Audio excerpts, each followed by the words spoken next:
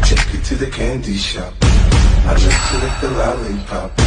Go ahead, girl, don't you stop. Keep going till you stop. Whoa.